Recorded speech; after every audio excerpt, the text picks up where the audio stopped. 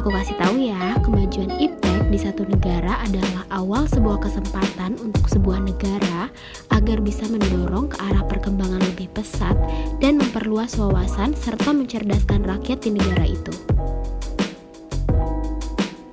Iptek memiliki dua dampak, yaitu ada dampak positif dan dampak negatif.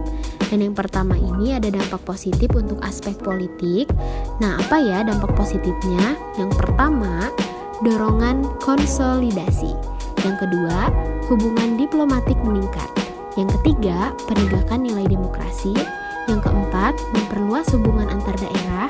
Yang kelima, pemerintah berkembang pesat. Yang keenam, kegiatan komunikasi untuk keperluan politik lancar. Nah, dampak positif untuk aspek pertahanan dan keamanan itu ada 4. Yang pertama, menguatnya supremasi hukum, demokratisasi dan tuntutan dilaksanakannya HAM. Yang kedua, menguatnya regulasi hukum dan perundang-undangan yang bermanfaat untuk rakyat banyak. Yang ketiga, menguatnya tugas penegak hukum yang lebih profesional, transparan, dan tanggung jawab. Yang keempat, menguatnya peran tentara dan polisi sebagai penjaga keamanan, kedaulatan, dan ketertiban negara.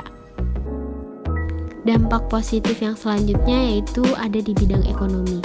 Ini ada 6 dampak positif. Yang pertama, meningkatnya penanaman modal asing di Indonesia. Yang kedua, terciptanya pasar bebas internasional. Yang ketiga, meningkatkan kesempatan kerja dan devisa negara. Yang keempat, meningkatkan kemakmuran masyarakat. Yang kelima, menyediakan dana tambahan untuk pembangunan. Yang keenam, mendorong pengusaha lokal untuk go internasional. Nah, teman-teman ada yang tahu nggak nih proses perjalanan ekonomi Indonesia? Dari tahun 1990 sekian, yang pertama itu ada pasar lokal, lalu menjadi kerjasama dalam negeri, lalu kerjasama antar negara, dan terbentuklah MEA, Masyarakat Ekonomi ASEAN, sampai tahun 2019 dan selanjutnya.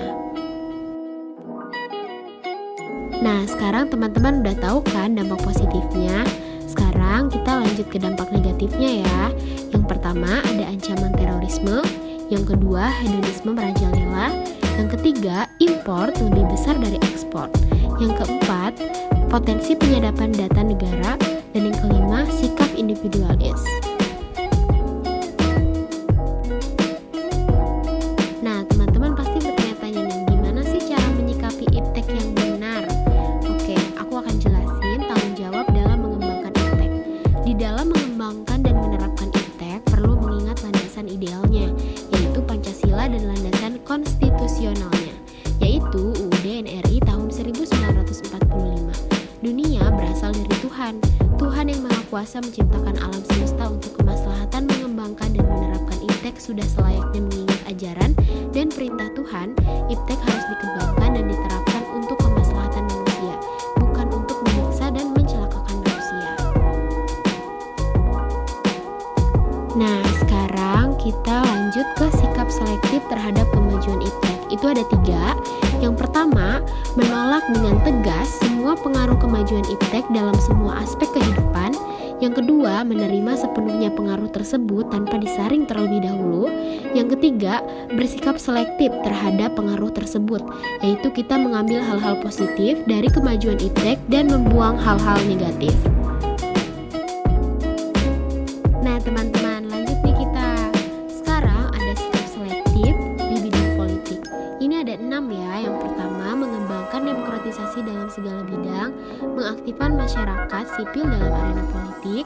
Yang ketiga, mengadakan reformasi lembaga politik agar menjalankan fungsinya dan peranannya secara baik dan benar. Yang keempat, memperkuat kepercayaan rakyat dengan cara menegakkan pemerintahan yang bersih dan berwibawa.